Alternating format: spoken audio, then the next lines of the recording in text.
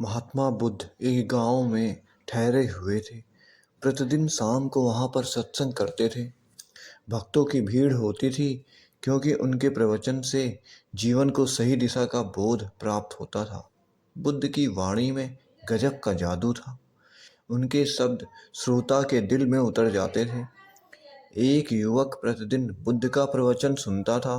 एक दिन जब प्रवचन समाप्त हो गए तो वह बुद्ध के पास गया और बोला, महाराज, मैं काफी दिनों से आपके प्रवचन सुन रहा हूँ, किंतु यहाँ से जाने के बाद मैं अपने गृहस्थ जीवन में वैसा सदाचारण नहीं कर पाता जैसा यहाँ से सुनकर जाता हूँ। इससे सत्संग के महत्व पर शंका होने लगती है। बताइए, मैं क्या करूँ? बुद्ध ने युवक को पास की एक टोकरी देते हुए उसमें पानी भरकर लाने के लिए कहा। युवक टोकरी में जल भरने में असफल रहा। बुद्ध ने यह कार्य निरंतर जारी रखने के लिए कहा। युवक प्रतिदिन टोकरी में जल भरने का प्रयास करता, किंतु सफल नहीं हो पाता।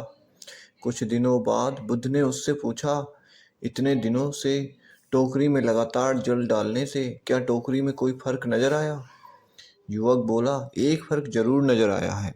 पहले टोकरी के साथ मिट्टी जमा होती थी, अब वह साफ दिखाई देती है। कोई गंदगी नहीं दिखाई देती और इसके छेद पहले जितने बड़े नहीं रह गए हैं, वे बहुत छोटे हो गए हैं। तब बुद्ध ने समझाया, यदि इसी तरह से उसे पानी में निरंतर डालते रहोगे तो कुछ ही दिनों में ये छेद फूलकर बंद हो जाएंगे और टोकरी में पानी भर पाओगे। इसी प्रकार जो निरंतर सत्संग करते हैं उनका मन एक दिन अवश्य निर्मल हो जाता है।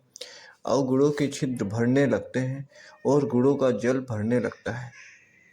युवक ने बुद्ध से अपनी समस्या का समाधान पा लिया। निरंतर सत्संग से दुर्जन भी सज्जन हो जाते हैं, क्योंकि महापुरुषों की पवित्र वाणी उनके मानसिक विकारों को दूर कर उनमें सुविचारों को भर देती है।